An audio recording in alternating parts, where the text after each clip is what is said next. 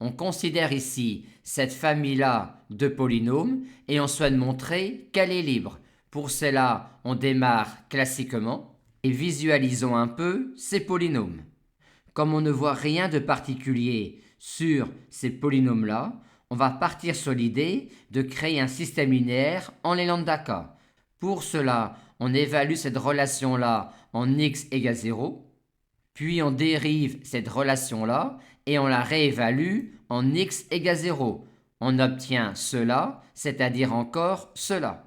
Et on peut faire cela jusqu'à la dérivée énième, ce qui nous donne ce système linéaire-là en les lambda k.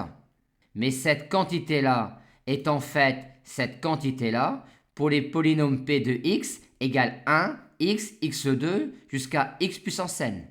Mais comme cette quantité-là est fonction linéaire du polynôme p, si elle vaut 0 pour les polynômes 1, x, x2, x puissance n qui génèrent Rnx, elle vaut en fait 0 pour tous les polynômes de Rnx. Et n'y a-t-il pas des polynômes de Rnx qui prendraient des valeurs particulièrement intéressantes en les entiers k allant de 0 à n?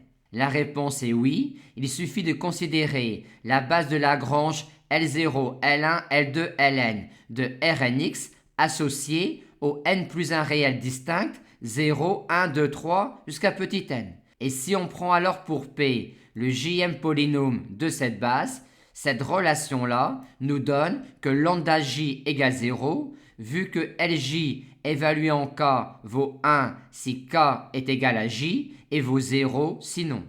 Et comme on a cela pour n'importe quel j allant de 0 à n, on a bien démontré ce que l'on souhaitait.